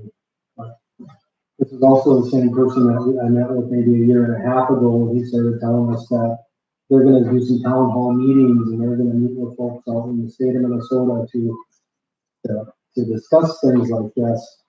But the furthest north they were going was St. Cloud. I looked at it, you're kidding. That's the furthest north you're going? Because there's a whole lot more to Minnesota than St. Cloud. So, This goes in Roxville. And just to make what you said, that puts us in a tough spot where if we need assistance with all the stuff going on with the George Floyd stuff and any of the riots that take place, Fargo isn't coming over. There's 155, 160 officers that will stand and wave to us across the river and will not be able to come over and assist us. right. We can go over and get the tools, but We got 5 people around. that's it. So, don't be alarmed if we need a SWAT team. I can contact Otter County. The state of Minnesota, amongst the sheriffs, there's a saying that says no sheriff stand alone. And I know if I need a SWAT team, I'll get one. Whether I gotta go Otter or Douglas or wherever I gotta go, one will become. It's just gonna take a little bit more time, and it's not gonna be, I mean, it's so easy just to look at our North Dakota partners and things like that. Just So because- you'd be okay if we, tell our friends that you are not in favor of it? Yes, he knows I'm not. Yeah. He knows I'm not, I made it perfectly clear. Yeah, and he'll probably be mad at me for standing here talking to this group, but how does the word get out? But then where's the Well, but it's not just at the state level, don't get me wrong here, there's things coming down on the federal level, there's HR Bill 1280 at the federal side that's trying to remove qualified immunity from law enforcement. So right now, qualified immunity is, we're protected. As long as we're following law, and we're following policy, we're protected from being sued. And rightfully so, correct? And we're doing everything right, so why should we get sued? If we are not doing things right, if we're not following policy, or we're doing things against the law, then we can get sued, and rightfully so. But now they're trying to make it that we just simply get sued for doing our job. So that one concerns me as well, and that's at our federal level. So when I say our law enforcement profession is under attack, it is under attack right now. It's under attack at all kinds of different levels. It's very frustrating. Very frustrating. It's hard as a leader of an agency, in a department, to try and keep people happy, to try and keep spirits motivated and high. I am fortunate that I do have an excellent department. We've got great people that work for us. We're going to be ending up probably doing more civil unrest and trying to keep people motivated and things like that. And civil unrest is tough. But I know the staff I have right now and the team that we have is going to be fantastic. And that's kind of my closing here is the staff attitude with all the changes that we had in 2020 has been great. There's been zero complaining. They have just gone out there and they've done the work. And everybody in the sheriff's office, from the newest deputy to the most senior deputy, to the office associates, the jail staff, everybody played a very crucial role in 2020. Everyone did, and they did a very good job with it. They overcame everything that was thrown at them, and they came through with a flying color. I couldn't be more proud of that, of the staff and the team that we have at the sheriff's office. And for everybody out here to know is that regardless of what we're going through in our profession, everybody is coming out to work for you guys and make sure you guys are all safe.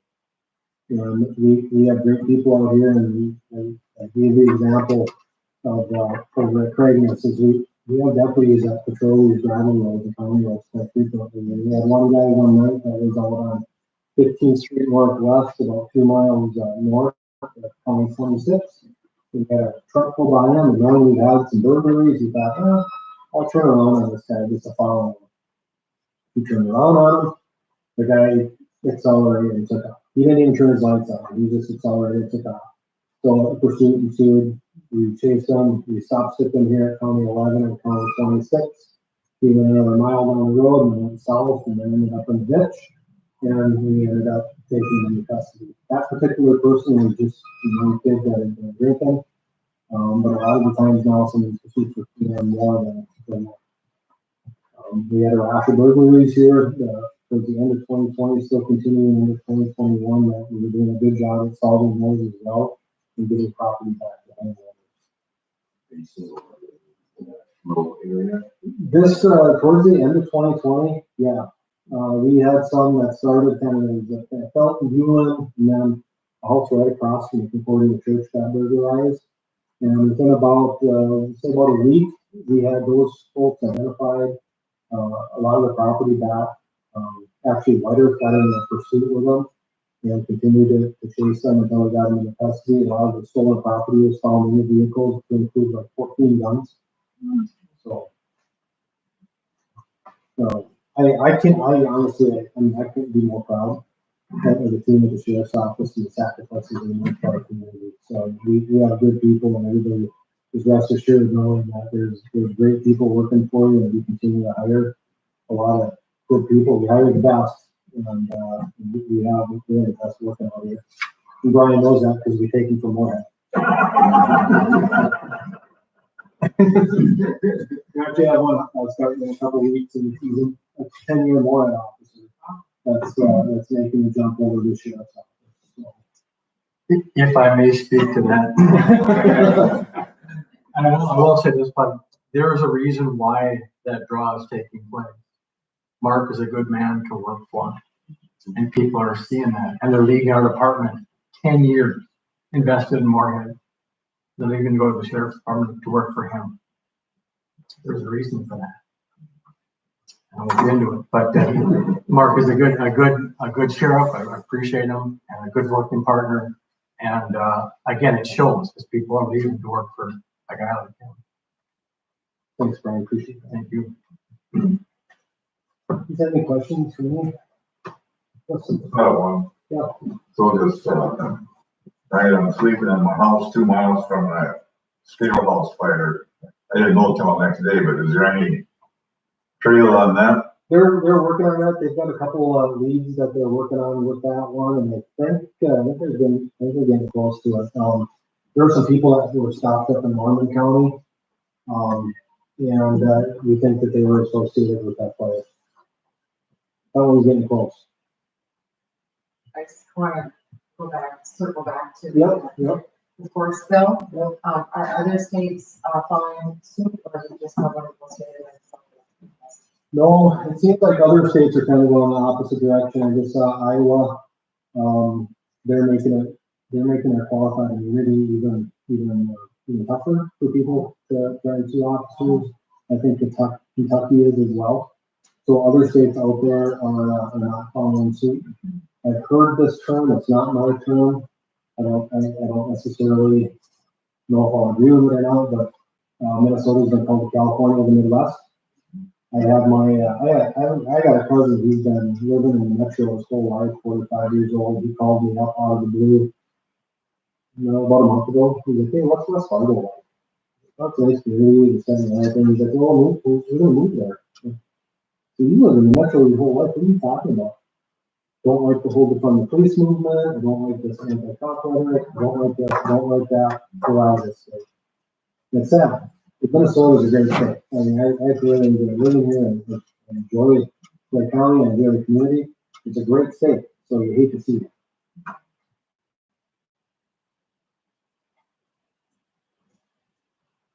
Any other questions for me? Just one remark on that pause movement that you're talking about. To me, it would seem to me that if the legislature is talking about pausing, they're realizing that there is an issue. And the pause thing is where they start. It's probably easier to pause and fix than it is to start from scratch on something different. Right. It would be my hope that they would realize that the fact that these different associations gave the legislature the impression that they were in favor of it. That's pretty hard to, if they realize their mistake afterwards, and they're willing to change on it. To me, that's a positive thing, and I hope that that's the case. But yeah, that's to not fund and not do these things and to change the priority of this. I don't think George Floyd is going to get citizen. I don't think he deserves to get nailed on it either. On the other hand, to react with that kind of a force against police departments and stuff like that would hurt all of us. Without a doubt. And this bill was because of that incident. This bill wouldn't have changed what happened down there. So, I see the real problem with putting a pause in until after the legislature goes home. Then they can cure it. Right. I agree that I don't think it's gonna get done right away. I think it's gonna take a little bit to fix, but they're trying to at least get a pause in so people can get a little bit of training in on this law. It's not gonna help us with our North Dakota farmers at all. But we do need to get this fixed. It has to be fixed. If not this year, it has to be fixed next year for sure. I think the representatives are going to be getting earful for a while about this bill, especially from cops and cops' families and community members. So I think that's an opportunity, but I wholeheartedly agree with that. They should get it done right away. But they're running against this brick wall, called the Metro. The Metro right now is, well, everything's Metro centric. You know, they refer, whenever I talk to the colonel of the state patrol, you know, I always say outstate, and he's like, oh, no, you need to go to Minnesota. I said, no, we're outstate. You know, you can put that term on it all you want, we're outstate Minnesota. Nothing that we need out here, nothing of our desires are ever taken into account, and this bill proves it. It's really not good for us.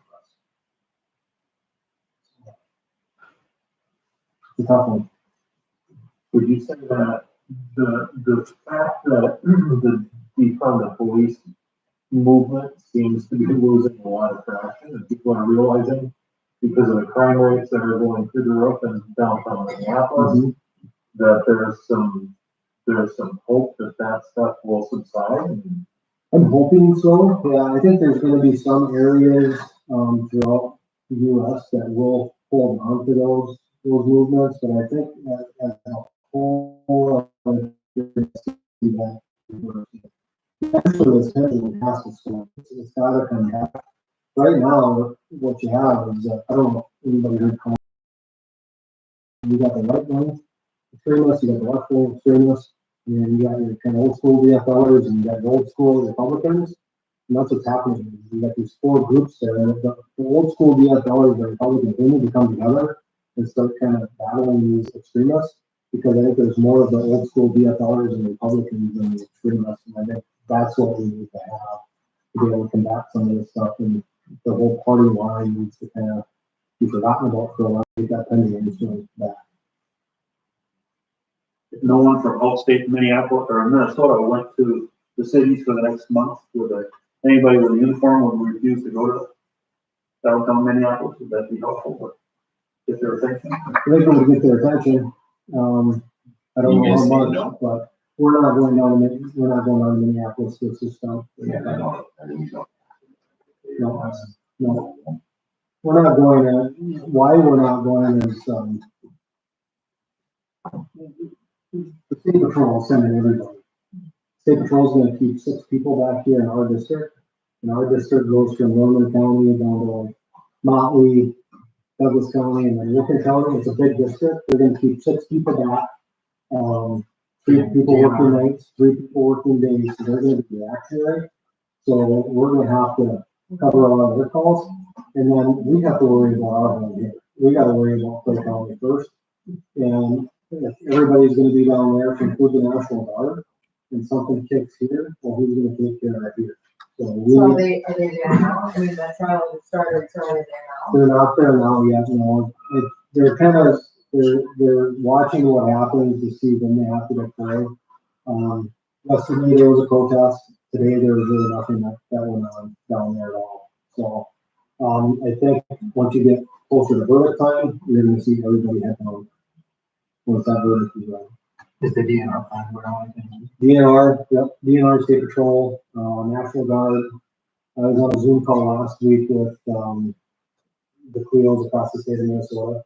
And, the Minneapolis Police Department was on there, and the county sheriff was on there, and they were begging for more people. You know, we needed more people. And, yeah, they're gonna need a lot, but who's gonna cover the rest of the state? We gotta take care of our home first. That's my theory. That's how I'm not telling anybody. More.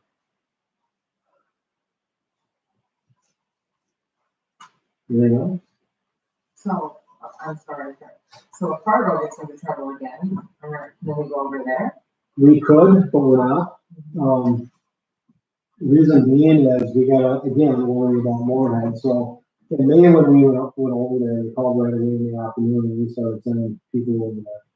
And by about 2 o'clock, we were pretty stuck. We were tired. We were done. Now, fast forward to tomorrow, if something were to happen, and if we send somebody over there and then something kicks up here, well, we're not going to have the people to cover. So we need to make sure we keep our people here, we keep them fresh, and we keep them ready to go and when something does happen here.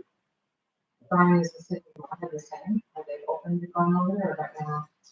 So. They're not, no, I had talked to Shannon, I talked to Chief and Rowan, who's in that same thought process, that we have to make sure we keep people fresh for us. We're hoping it doesn't, if over here, it seems like everything kind of starts over there, stays over there. And we are also reaching out to the Fargo chief to say, hey, you guys do get something like that over there, don't push them east. That's what they were kind of doing last night, they were pushing them east. And, we called and said, are you guys gonna push them or what are you doing? And they said their plan was to, once they hit a certain area, they were gonna go south with them because there were just open parking lots and nothing really there for them to be destructive towards. That's what their plan was. But for a while, we were concerned that they were gonna start pushing east, so we ended up sitting on one of the bridges and just the lights on, and we don't want people over here. Stay there. And then the next weekend, we had talked about potential protests again. So I had deployed and had put a request into the state EOC for the National Guard. I did get a little bit of heat over that, but I was happy to take that because we needed to be prepared. There was a lot of talk that weekend we were going to have more issues. So all I told the people is that here's the deal. If nothing happens, you're not going to see these folks out. They're going to spend the night in the armory and they're going to get the well-deserved rest that they need. Because these were a crew that came from Minneapolis to here. They're going to get the well-deserved rest that they need. If they start getting close, if they start working their way from Fargo east into towards Moorhead, we're going to deploy them at Young Pumps so they can be quick to get on the bridges. And if they start making that march, we're going to just shut down the bridge. That's what our plan was.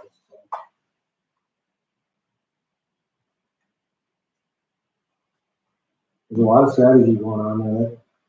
We picked up the EOC for the first time in the new law enforcement center. We got a trial run that worked very well. Gabe's kind of got the lead on that. He did a great job with that too. I don't want to make 2020 sound like it was terrible and we've got a lot of bad things going on because we also have a lot of good things going on in the county as well. But I think it's important that everybody knows what we've been dealing with for the past year and what we're going to be dealing with probably for the years to come. But please keep pressing forward and keep doing good work for our county, and we'll continue to do that. We have great people that are working for us. You have questions for me? I'll hang out for a bit, and if you have anything, feel free to ask after. Thank you. Thank you. I see a couple things. Yeah. Like, so I will be super quick. So for those of you who don't know me, my name is Morken Twp, and I work for the Sheriff's Office, also I'm the Emergency Management Director for the county. So probably more of the things that I deal with townships for is flooding and disasters and things of that nature. But I'll do a quick review of the emergency management end of it went. And obviously one of the biggest things that I've had to deal with, and we all have, is COVID. I was not much before this time last year that kicked off. And so the county we were actually one of the first counties in the state to declare an emergency for COVID. Kind of unique because then everyone followed suit shortly after for us, but now it's been declared a national disaster, and that's been extended through September of 21. So there has been obviously a lot of state and federal funding coming down to the county and municipalities and townships. So there was the first round of CARES Act money came out, probably April, May. We started kind of looking into how we're going to distribute that. And I'm on the CARES Act committee for the county. So there's a group of us, county employees, commissioners, that the Clay County knew how much money we were getting. And a portion of it was going to small business recovery, county infrastructure, things of that nature. And I know every township had based off the population, had an amount. And so one thing I wanted to touch on with that, because there's probably going to be a third round of it coming out, it sounds like, with the new legislation. There's going to probably be a large lump of federal dollars thrown out again. I don't know how that's going to look as far as distribution, if the township is going to be in line for that again. But when you were talking about some of the things that may be on your wish list, computers, I know some townships did purchase computers because you can social distance. Obviously, you're able to do Zoom meetings and things like that. So if a round of that comes out again, look into that. I know like the community center, we put a new air handling system in their community center. So if you guys are looking at something like that, also keep your first responding agencies in mind too.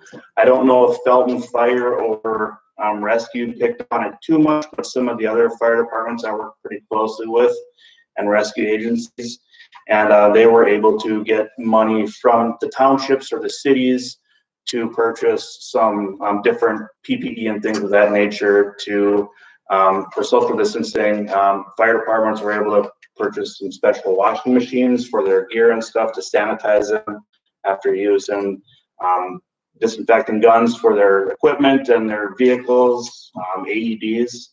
Obviously there's, with COVID, heart issues and breathing issues and stuff like that. So that actually they were able to get some of that in there. So keep that in mind. If you guys do get another round of that, some stuff for the township, you could most certainly use for that. And then your first responding agencies. So if you have any questions on that, I'm going to be on the CARES Act committee for this next round also. So feel free to contact me, or Commissioner Grouse is very much up on it. What else was I going to say towards COVID? That's probably about it for COVID. Kind of the second thing, especially for Morken Township, is Felton Rescue. I was here a couple years ago and talked about Felton Rescue have one active member. I think they're up to, I believe, 5 now. So they've got several going through training right now with FM Ambulance to get their EMR. So they've been active now and responding to calls and stuff. So that's good for you folks. Out in Morken Township, you're going to have hopefully some help coming a lot sooner. What else? Cascade alerts. That's the other thing that we launched in 2020. Our emergency notification system for Cass and Clay counties used to be the Code Red system.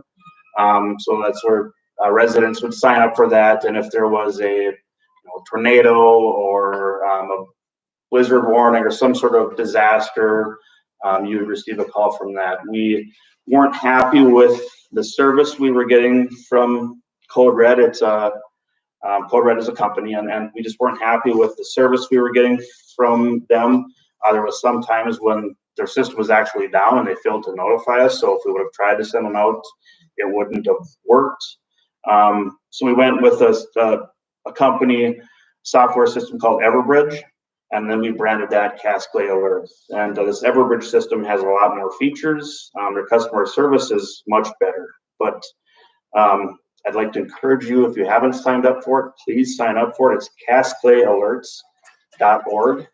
And then you can create an account, enter in your phone numbers, and you'll receive not only just weather alerts. You can pick in there what kind of alerts you want to receive. You can opt out of weather alerts. The only one you cannot opt out of is a tornado warning. So you can opt out of, let's say you didn't want to get a thunderstorm warning. You can opt out of those, but everyone, if you're signed up for it, you will get a tornado warning if you're in that area. But some of the other things that we will use it for is if we had, for instance, if the sheriff's office had some sort of an active event in this area, maybe we had someone flee from a vehicle, an armed, suspect or something, we can draw a geofence around a certain area and send an alert just to that population saying, shelter in place. There is, someone, the sheriff's office is conducting an operation here. So it is something that we plan on using more. And it's really a good system to be on. And there's some other features of it that as we learn how it operates, we'll use more. But I would encourage everyone to sign up for that. That's kind of my 2020 stuff. Coming up in 2021, in April 12th through the 16th is Severe Weather Awareness Week in Minnesota. So on Thursday the 15th, that is the day when all the tornado sirens will be going off in the cities. There'll be that whole week on the local news, weather programs, social media. There'll be a lot of talk about the different severe weather the National Weather Service puts out. So that's an important week. As a family, it's a good reminder as a family, maybe practice what you would do in the event of a tornado, talk to your kids about, if we're not home and there's, a tornado warning, where do you go? It's a good reminder for families and everyone to go over that stuff. Our flood outlook this spring looks really promising, so that's good. Last year, at about this time last year, we, a little bit earlier last year, we declared a potential a disaster for potential spring flooding, and we declared a disaster for COVID, and then about a month and a half, 2 months later, we had the civil unrest. So it was really busy last spring. Things are now it's normal, and the civil unrest stuff that maybe will spin up here, we're a little bit more prepared just from last year.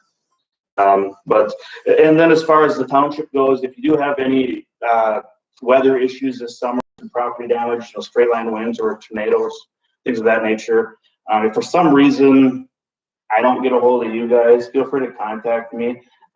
There's dollar amounts, threshold amounts to receive money back to help rebuild bridges, power lines and things like that. But especially when we start dealing with roads, bridges, and the power grid, that dollar amount can be reached really quickly. So it helps me to know about that stuff so we can document it and capture it. And then if we did need to declare a disaster for like a wind event, tornado event, wildfire, flooding, whatever, it's a lot easier if I can capture it all to make a submittal to the state and FEMA for some sort of reimbursement. So I know you guys all know that, but it's something to keep in mind to keep me informed of that stuff if for whatever reason it would slip by. So. Thanks for your comments about the computer. Yeah. When we look at the CARES money, the stipulation on getting that money was you had to be able to document that you use it for a specific purpose that was in the CARES Act. And return. Yep. And if you get the station money, you could let the county management take over those funds and distribute them to the rescue squads and the different things that you could do with them. But this computer thing, that was out of my box. I didn't know we could use that, and it makes perfect sense. Yeah, you basically have to, and I don't know, this next round coming up, if it does happen, the parameters may be different. The first round, they set up parameters, and each time had the ability to get a share of that money.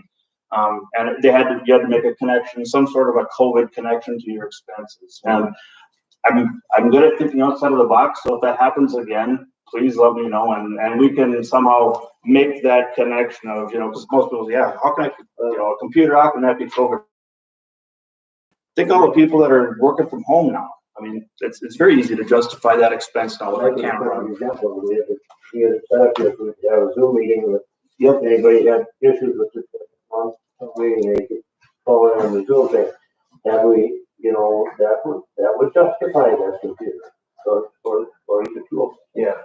And I guess when you guys are talking about your new building too and potential uses, I had a couple of other thoughts, maybe my emergency management brain going here, but if you ever did have something like a tornado or something, and let's say a couple of houses get wiped out or something like that, if you do have a building that has heat and water and things like that, it can be an emergency shelter. You can open it up and get some people in here and they've got a place to, use the bathroom, warm up, throw some cots out or whatever. So that is another good use for a building like that. So is it 300,000 in stimulus, so we could use that? We don't have water here to wash our hands. Well, I tell you what, the county bought touch-free faucets and toilets for every building in the county now has those. So, I mean, I think it was to the tune of about $100,000 to do the whole county. But like I said, they hit it all community center. They bought a new air handling system for their community building. So I don't know what this next round is going to look like, but if it comes up and you guys have the opportunity to get some money, reach out if you're kind of running into roadblocks on what you think you could spend it on. I bet you we can find some things that you could, benefit your township or at least your emergency services and stuff that help you guys out. So. Yep, those are done. Yep, those are done.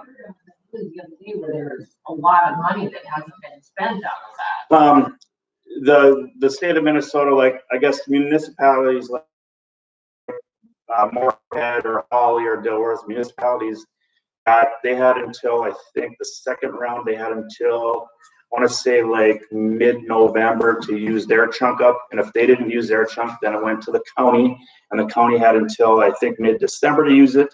And then if the county didn't use it, then it went back to the state of Minnesota. So that money, we don't have access to that money anymore. But this, I've heard that the next round will come in like two chunks, and they're going to give us a longer period of time to kind of, you know, decide how it should be used. The last two times was very short notice. I mean, to try to, you know, figure out what you're going to do with, you know, for the county, it was millions of dollars for business relief in the matter of a couple of months is pretty tough. But I feel like we did a good job, but it sure would have been nice to have a little more time and more clarity on what we could use it for.